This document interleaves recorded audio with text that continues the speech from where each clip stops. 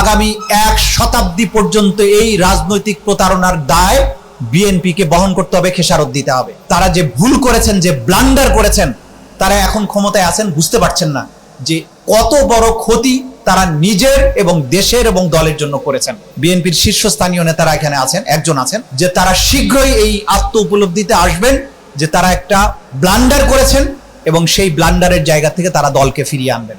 গুম কমিশনের আইনকে ল্যাপস করে দেওয়া হলো, সুপ্রিম কোর্টের বিচারক নিয়োগের আইনকে ল্যাপস করে দেওয়া হলো, সুপ্রিম কোর্ট সেক্রেটারিয়েটের আইনকে ল্যাপস করে দেওয়া হলো, অর্থ ব্যবস্থা, ব্যাংক, টাকা পয়সা লুটপাট করে যে বিশ্বে বিভিন্ন দেশে পাচার করা হয়েছিল সেগুলো রোধ করার জন্য, অর্থ ব্যবস্থাকে সঠিক লাইনে আনার জন্য এনবিআর সংক্রান্ত, বাংলাদেশ ব্যাংক সংক্রান্ত, ব্যাংক কোম্পানি সংক্রান্ত যে অর্ডিন্যান্সগুলো করা হয়েছিল সেগুলোকে কেন ল্যাপস করে দিলেন? দুর্নীতি ধরবে যে দুর্নীতি দমন কমিশন, যার আগের কাজ ছিল সরকারের মন্ত্রী এমপিদেরকে একটা করে সার্টিফিকেট দেওয়া যায় ইনি দুর্নীতি মুক্ত।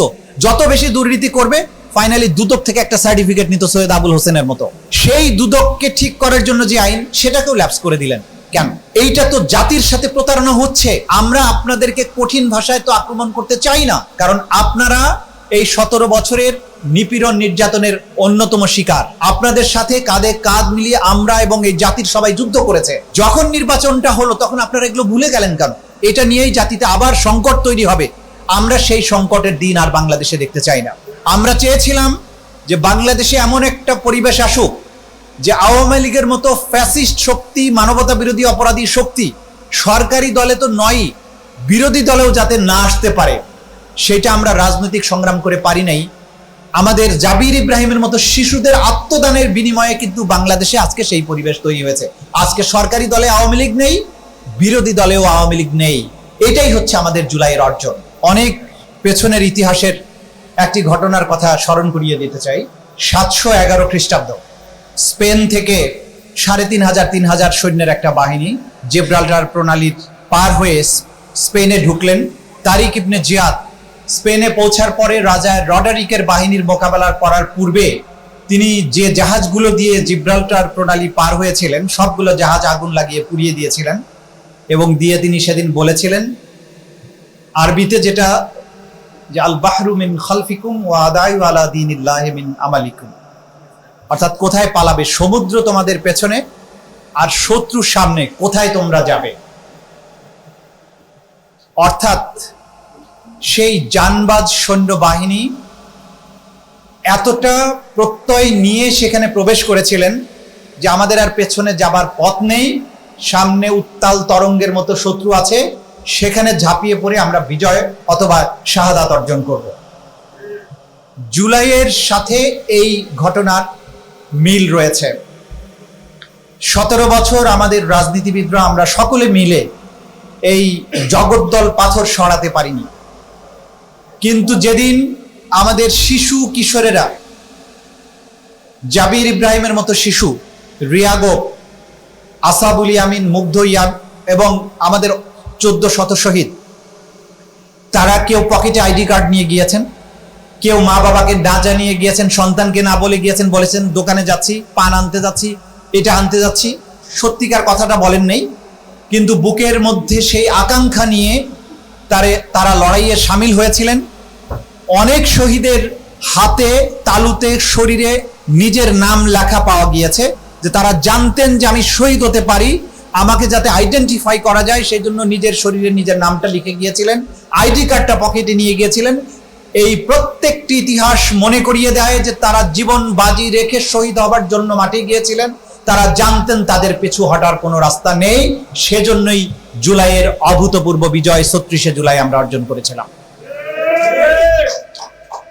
যারা শহীদ হয়েছিলেন তারা কোনো রাজনীতির জন্য যাননি, তারা কোনো প্রাপ্তির জন্য যাননি, তারা এক ভয়হীন সমাজ এবং রাষ্ট্র দেখতে চেয়েছিলেন, যে পেছন থেকে কখন কালো পোশাকধারী এসে আমাকে নাই করে দেবে, কখন আমাকে ফেসবুকে একটা লেখার জন্য ধরে নিয়ে যাবে, কখন আমাকে গুলি করে মেরে ফেলবে। এই যে ভয়ের সমাজ কায়েম করেছিল তারা, সেই সমাজ থেকে মুক্তির জন্য তারা সেই লড়াইটা করেছিলেন। এই লড়াই নিছক কোনো নির্বাচনের জন্য ছিল না। ফলে জুলাইয়ের বিপ্লবের পরে যে সরকারটি গঠিত হলো, তাদের 3টি প্রধান ম্যান্ডেট ছিল। একটা হচ্ছে জুলাইয়ের অভ্যুত্থান চলাকালে যে সংগঠিত গণহত্যা এবং মানবতা বিরোধী অপরাধ তার বিচার, এবং তার আগের 17 বছরের মানবতা বিরোধী অপরাধের বিচার।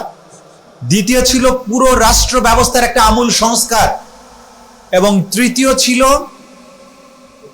সংস্কার বিচার, এবং আরেকটা ছিল যে নির্বাচন ব্যবস্থাটা ধ্বংস হয়ে গিয়েছিল বাংলাদেশ থেকে দিনের ভোট রাতে আমি এবং ডামি নির্বাচন, সেই নির্বাচন ব্যবস্থাটাকে একটা বিশ্বাসযোগ্য জায়গায় ফিরিয়ে নিয়ে আসা। এই স্বপ্ন নিয়ে যে বিপ্লবটা হলো, বিপ্লবের পরে এসে পার্লামেন্টে দাঁড়িয়ে যখন বিপ্লবের পরে নির্বাচনের মাধ্যমে যে সরকার আসলো জুলাইয়ের আকাঙ্ক্ষা নিয়ে, সেই জায়গায় দাঁড়িয়ে যখন একজন নেতা বললেন যে ইলেকশনটা যাতে না হয়, পিছিয়ে যাতে না যায়, সেই জন্য আমরা এই সমস্ত সংস্কার প্রস্তাব মেনে নিয়েছিলাম।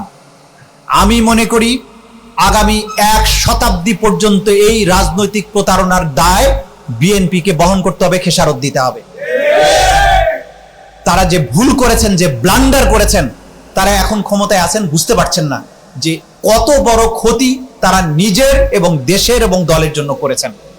আমি আশা করি এখনো বিএনপির শীর্ষস্থানীয় নেতারা এখানে আছেন, একজন আছেন, যে তারা শীঘ্রই এই আত্ম উপলব্ধিতে আসবেন যে তারা একটা ব্লান্ডার করেছেন, এবং সেই ব্লান্ডারের জায়গা থেকে তারা দলকে ফিরিয়ে আনবেন। দেখুন, যে আকাঙ্ক্ষার ভিত্তিতে বিপ্লবটা হলো, অন্তর্বর্তীকালীন সরকার ঐক্যমত্য কমিশন সহ অনেকগুলো আইন করেছিলেন এই রাষ্ট্র ব্যবস্থাটাকে তার সঠিক ট্র্যাকে তোলার জন্য।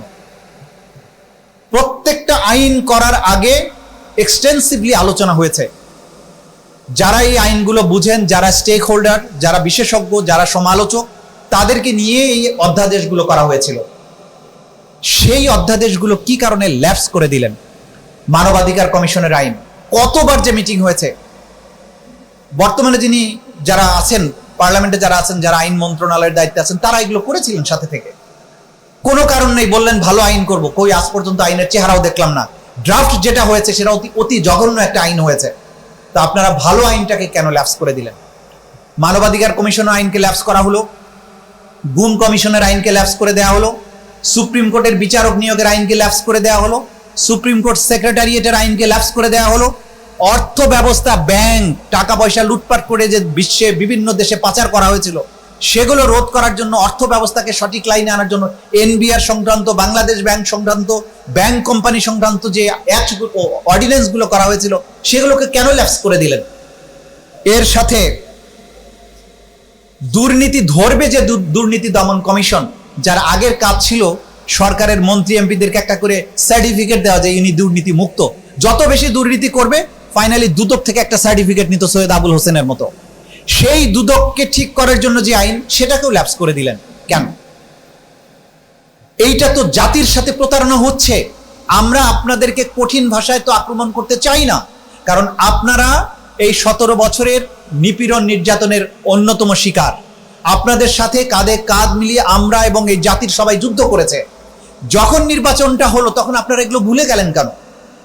কেবল কয়েক মাস গিয়েছে, আমরা আশা করি আপনারা এই ভুলটা বুঝতে পারবেন এবং অবিলম্বে যে আইনগুলোকে ল্যাপস করা হয়েছে প্রত্যেকটি আইন আবার যথাযথ জায়গায় ফিরিয়ে নিয়ে আসবেন। তা না হলে এই জাতি আবার বিভক্ত হয়ে যাবে, এটা নিয়েই জাতিতে আবার সংকট তৈরি হবে। আমরা সেই সংকটের দিন আর বাংলাদেশে দেখতে চাই না। আমরা চেয়েছিলাম যে বাংলাদেশে এমন একটা পরিবেশ আসুক যে আওয়ামী লীগের মতো ফ্যাসিস্ট শক্তি, মানবতা বিরোধী অপরাধী শক্তি সরকারি দলে তো নয়, বিরোধী দলেও যাতে না আসতে পারে, সেটা আমরা রাজনৈতিক সংগ্রাম করে পারি নাই। আমাদের জাবির ইব্রাহিমের মতো শিশুদের আত্মদানের বিনিময়ে কিন্তু বাংলাদেশে আজকে সেই পরিবেশ তৈরি হয়েছে। আজকে সরকারি দলে আওয়ামী লীগ নেই, বিরোধী দলেও আওয়ামী লীগ নেই। এটাই হচ্ছে আমাদের জুলাইয়ের অর্জন। খুব লম্বা কথা বলবো না, এখানে রাজনীতিবিদরা যেহেতু কথা বলবেন, আমি তো রাজনীতিবিদ থেকে এখন বর্তমানে অবসরপ্রাপ্ত, সে কারণে রাজনীতি নিয়ে বেশি কথা বলতে চাই না। জুলাইয়ের চেতনাকে ধারণ করার জন্য অনেক কাজ বাকি আছে। আমাদের সাহিত্যে, আমাদের পাঠ্যপুস্তকে জুলাইয়ের ইতিহাস সংযোজন সাংঘাতিক গুরুত্বপূর্ণ। যে মহা অর্জন এই জাতি করেছে, সেইটাকে যদি আমার প্রজন্মের পর প্রজন্ম এটাকে আমি আমার প্রজন্মকে জানাতে না পারি, তাহলে কিন্তু এই আগামীতে আবারও আওয়ামী লীগের মতো কোনো ফ্যাসিস্ট শক্তির জন্ম হতে পারে। ইতিহাসে পাঠ্যপুস্তকে আমাদের জুলাই জাদুঘর অবিলম্বে খুলে দিতে হবে, যাতে এই জাদুঘরে ঢুকলে একটা মানুষ যখন ঢুকবে, যখন বেরিয়ে আসবে, এক বুক বেদনা নিয়ে আসবে এবং আওয়ামী লীগের জন্য 1 শতাব্দী পরিমাণ ঘৃণা নিয়ে বেরিয়ে আসবে। সুতরাং এই জাদুঘর নিয়ে যদি কারো ক্ষতি হয়, সেটা আওয়ামী লীগ এবং ফ্যাসিস্টদের ক্ষতি হবে, বাংলাদেশের মানুষের কোনো ক্ষতি হবে না।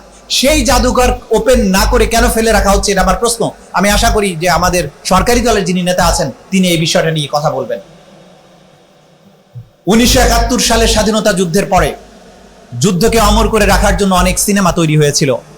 আবার তোরা মানুষ হ, ওরা 11 জন, এই সিনেমাগুলো দেখে মুক্তিযুদ্ধের ইতিহাস প্রজন্মের পর প্রজন্ম মানুষ এটা জেনেছে।